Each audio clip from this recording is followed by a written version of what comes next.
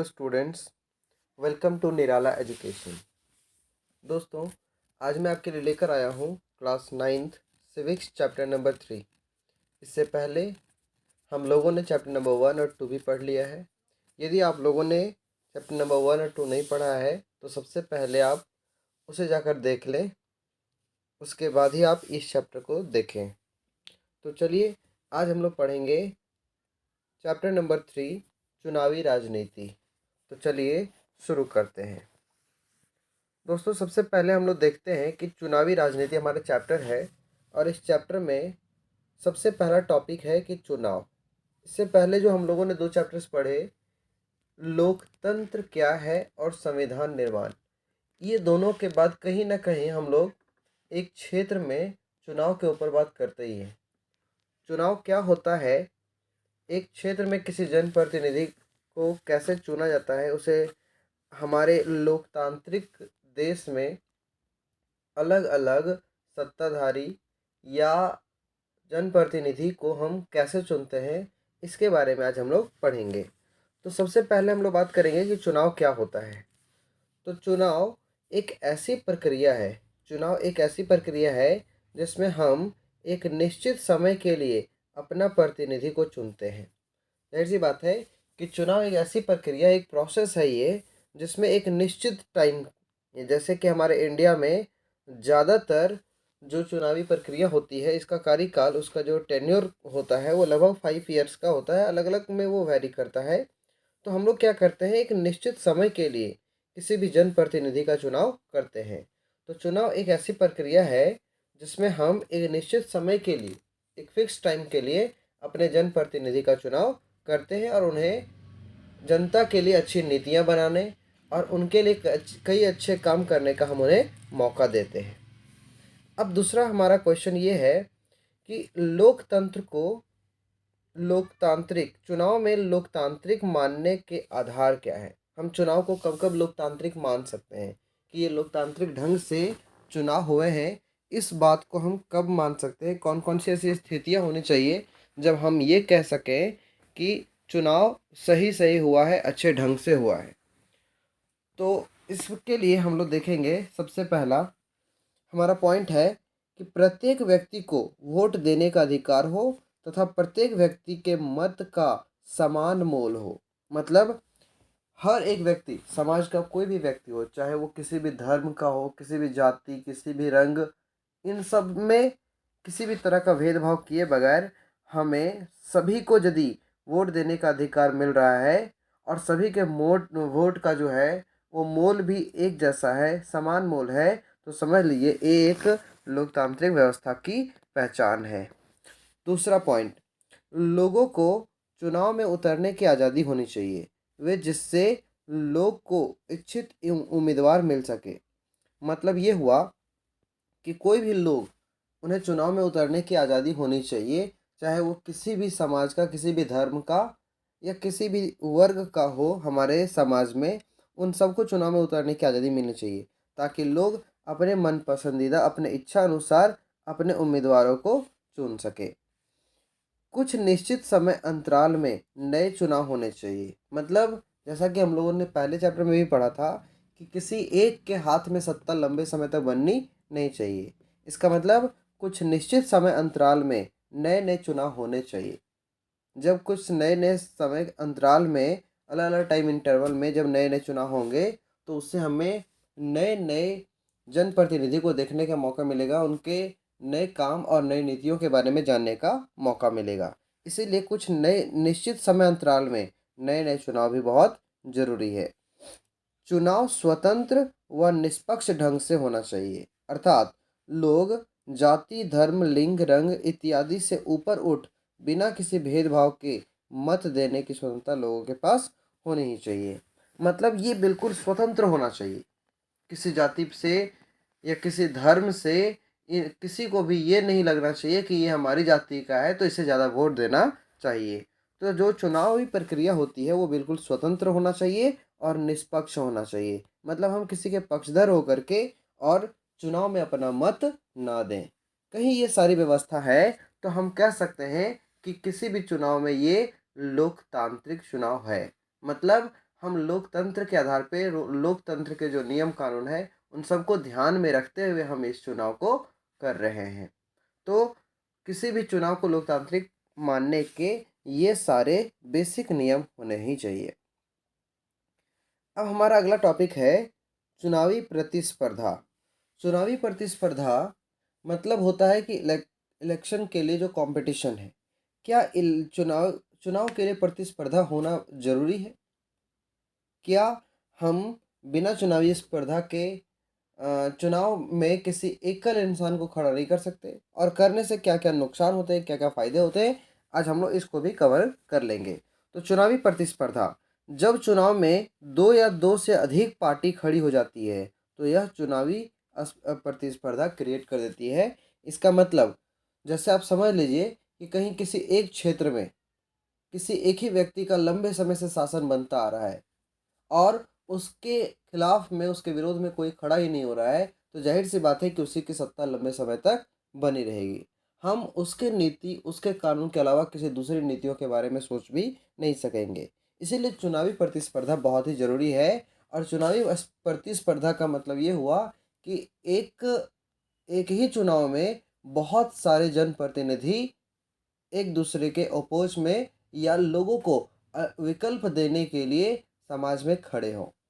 जब दो या दो से अधिक पार्टी खड़ी हो जाती है चुनाव में, तो वहाँ पर ही चुनावी प्रतिस्पर्धा क्रिएट हो जाती है। अब चुनावी प्रतिस्पर्धा के क्या क्या नुकसान हो सकते हैं? चुनावी प्रतिस्पर्धा के नुकसान क्या है? इसके नुकसान देखिए, इससे नुकसान ये है कि यह लोगों के बीच बंटवारे या मतभेद उत्पन्न कर देता है। मतलब हम लोग अपने ही घर, चाहे अपने फैमिली वाले, अपने समाज वाले, अपने गली मोहल्ला वाले ही हम लोग आपस में बंट जाते हैं, क्योंकि कुछ किसी दूसरे का सपोर्ट करता है, हम किसी और का सपोर्ट करते हैं। इस तरह से लोगों के बीच बंटवारे या मतभेद मतभेद की भावना उत्पन्न हो जाती है। अगला पॉइंट है, विभिन्न दलों के लोग और नेता अक्सर एक दूसरे के खिलाफ आरोप लगाते रहते हैं। मतलब चुनावी प्रतिस्पर्धा में ये होता है कि हम अक्सर देखते होंगे कि जब चुनावी रैलियां शुरू होती है तो विभिन्न दल के जो लोग होते हैं वो एक दूसरे के ऊपर ब्लेम करते हैं। वो इसको भला बुरा कहता है, ये इसके ऊपर आरोप लगाता है, और इस तरीके से लोगों के बीच गलत मनोभावना उत्पन्न होता है। लोग एक दूसरे के ऊपर ब्लेम लगाना शुरू कर देते हैं, और ये दल के नेता के करने के साथ साथ जनता भी एक दूसरे पर आरोप लगाना शुरू कर देती है। तो कहीं ना कहीं ये इसका एक नुकसान ही है। आगे हम लोग देखें तो हमारा अगला पॉइंट है कि कुछ सच्चे समाज सेवी इन बुरे कारणों के कारण ही चुनावी मुकाबला में नहीं उतरते। इसी कारण, क्योंकि यहाँ पे लोग एक दूसरे को ही ब्लेम करते हैं, नैतिक मूल्यों का तो बिल्कुल भी ध्यान नहीं रखते, इस कारण कुछ सच्चे समाज सेवी जो होते हैं, जो सच में समाज में कुछ भले का काम करना चाहते हैं, वो इन बुरे कारणों के कारण ही चुनावी मुकाबले में उतरना नहीं चाहते, और वो सच में चुनावी मुकाबले में उतरते भी नहीं हैं। तो ये सारे चुनावी प्रतिस्पर्धा के कुछ नुकसान हैं। अब देखते हैं कि चुनावी प्रतिस्पर्धा के फायदे क्या क्या हैं। हर सिक्के के जैसे दो पहलू होते हैं, चुनावी प्रतिस्पर्धा के सिर्फ नुकसान ही नहीं, इसके बहुत ज़्यादा फायदे भी हैं। तो फायदे क्या हैं? इससे इससे जीती हुई पार्टी पर अच्छा काम करने का दबाव बना रहता है। इससे जो जीती हुई पार्टी होती है उस पर, मान लीजिए कि एक पार्टी अभी जीत गई और अगले 5 साल के बाद, ये अगले 5 सालों तक यदि वो अच्छे से काम नहीं करेगी तो अगले बार जनता उसे नहीं चुनेगी, किसी और को चुन के सत्ता में ले आएगी। इसलिए जीती हुई जो पार्टी होता है उस पर अच्छा काम, अच्छी नीतियाँ, जनता के लिए अच्छे काम करने के लिए हमेशा उस पर दबाव बना रहता है। दूसरा पॉइंट, इससे इससे लोगों को ज़्यादा और बेहतर विकल्प चुनने का अवसर मिलता है। मतलब जब कंपटीशन ही नहीं होगा तो एक ही व्यक्ति को लोग चुनेंगे और वो मजबूरी में चुनेंगे, क्योंकि उनके पास कोई विकल्प नहीं होगा। लेकिन यदि चुनावी प्रतिस्पर्धा होगा तो लोगों के पास ऑप्शन निकल के सामने आएंगे, उनके सामने विकल्प होगा। अपने जितने भी लोग हैं, जितने प्रतिनिधि खड़े होंगे, उनमें से सबसे बेहतर और सबसे अच्छे जो प्रतिनिधि होंगे उनको चुनने के लिए इनके पास विकल्प होगा, इनके पास ऑप्शन होगा कि हम इन्हें चुन सकते हैं, ये अच्छे प्रतिनिधि हैं। तो इस तरीके से चुनावी प्रतिस्पर्धा कहीं ना कहीं लोगों को अच्छे ऑप्शन, अच्छे विकल्प भी उपलब्ध कराता है। अगला टॉपिक है हमारा कि चुनाव क्यों आवश्यक है। चुनाव क्यों आवश्यक है? क्या चुनाव करवाना बहुत ही ज़रूरी है? एक लोकतांत्रिक देश में बिना चुनाव की शासन व्यवस्था नहीं चल सकती क्या? हम लोग इसी के बारे में देखेंगे कि चुनाव आवश्यक क्यों है। हम प्राचीन समय की भांति शासकों के साथ बैठकर तथा मिलकर फैसला ले पाना अब संभव नहीं है। यह भी संभव है कि प्रत्येक व्यक्ति के पास हर मामले का ज्ञान व समय न हो। ये भी देख लेते हैं हम लोग कि जैसे कि प्राचीन समय में क्या होता था। प्राचीन समय में राजा सामने बैठे होते थे और उसके सामने उसके जितने भी जनप्रतिनिधि होते थे, उस सारे जनप्रतिनिधि और जनता ये सब एक साथ बैठी रहती थी और फैसले लेने में सबके समान अधिकार होते थे। सब लोग इनके अकॉर्डिंग फैसला लेते थे क्योंकि उस समय जनसंख्या बहुत ही कम थी। लेकिन अब बढ़ती जनसंख्या के साथ ये चीज़ संभव नहीं है। और कहीं हम ये मान लें कि यदि ये संभव भी हो तो प्रत्येक व्यक्ति के पास हर मामले का ज्ञान नहीं होगा और ना ही उनके पास समय होगा। लोगों के पास इच्छा की कमी होगी, लोग बैठना नहीं पसंद करेंगे क्योंकि हर मामले में उनके पास नॉलेज नहीं है। तो इसलिए ये बहुत ही ज़रूरी है कि हम चुनाव करवा करके और एक काबिल जनप्रतिनिधि को हम चुनाव करें जो हमारे लिए अच्छी नीतियाँ बनाए, और ये सिर्फ चुनाव से ही संभव है।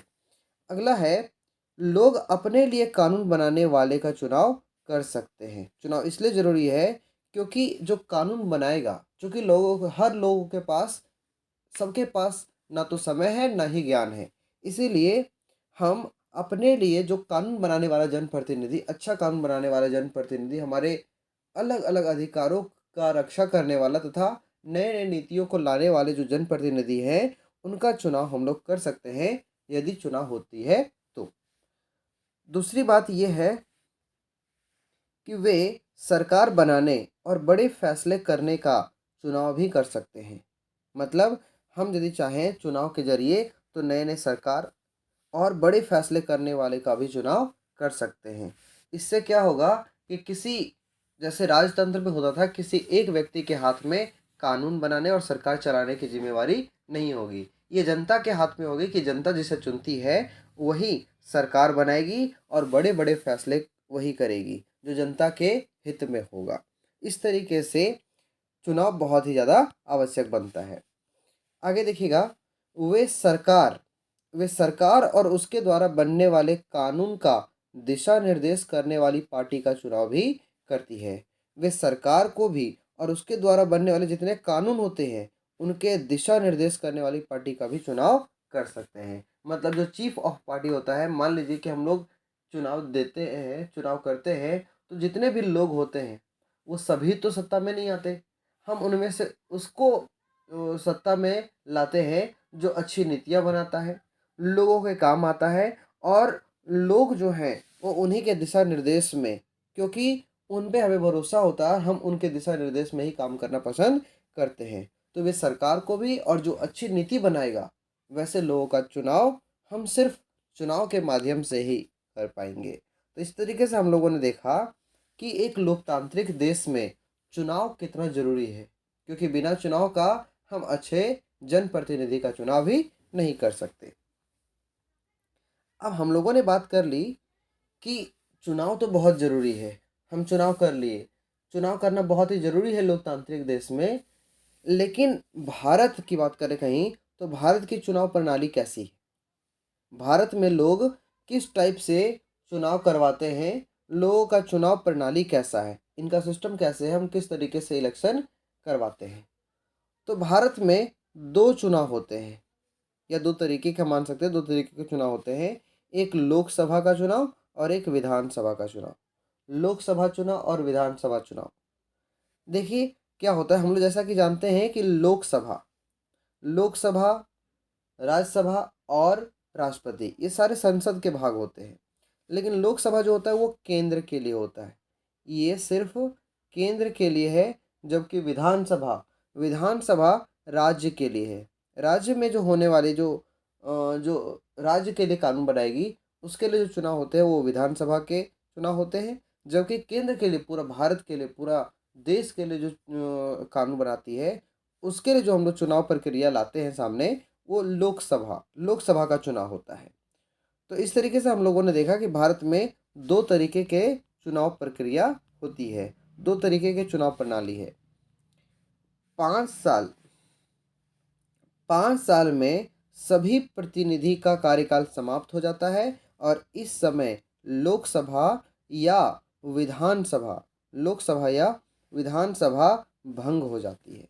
मतलब हम लोगों ने क्या देखा कि इंडिया में खासकर सभी जितने भी जनता द्वारा चुने गए जो बड़े बड़े प्रतिनिधि होते हैं, जैसे सीएम हो गए, पीएम हो गए, इन लोगों का टेन्योर 5 साल तक का होता है।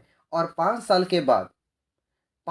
तक के बाद इन लोगों का जो है सो कार्यकाल समाप्त हो जाता है और कार्यकाल समाप्त होते ही लोकसभा या विधानसभा ये पूरी तरह से भंग हो जाती है। भंग हो जाती है मतलब चूंकि ये पार्टी ही, मान लीजिए कि ये पार्टी ही सत्ता से निकल गई या चुनाव हार गई, तो इसके द्वारा जो बनाए गए मंत्रिमंडल है ये सारे भी अब नहीं रहेंगे। इस तरीके से लोकसभा और विधानसभा भंग हो जाती है।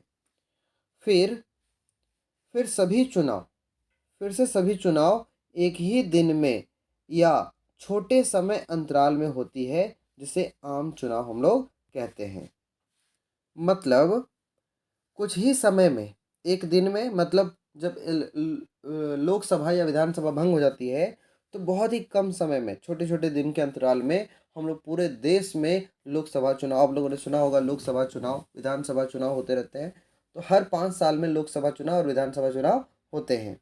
तो जैसे ही ये लोकसभा या विधानसभा भंग होती है, हम लोग एक ही दिन में या छोटे छोटे समय के अंतराल में जो है वो फिर से चुनाव करवा करके और नए नए सदस्यों का चुनाव करते हैं, नए नए जनप्रतिनिधि का चुनाव करते हैं, जिससे हम लोग क्या कहते हैं, आम चुनाव कहते हैं।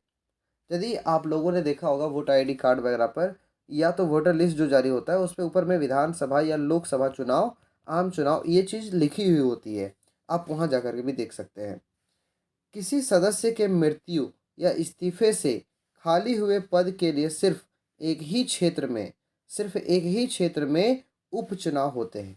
अब मान लीजिए कि कहीं उसका टेन्योर खत्म नहीं हुआ, उसका कार्यकाल खत्म नहीं हुआ, किसी मंत्री का या किसी सदस्य का, तो किसी भी सदस्य के मृत्यु हो जाने से या यदि वो इस्तीफा दे देता है बीच में ही, तो उसमें से जो खाली हुए पद होते हैं उसके लिए सिर्फ उसी क्षेत्र में, किसी एक प्रॉपर क्षेत्र में ही जो है वो उसका चुनाव करवा दिया जाता है और इस चुनाव को हम लोग उपचुनाव कहते हैं।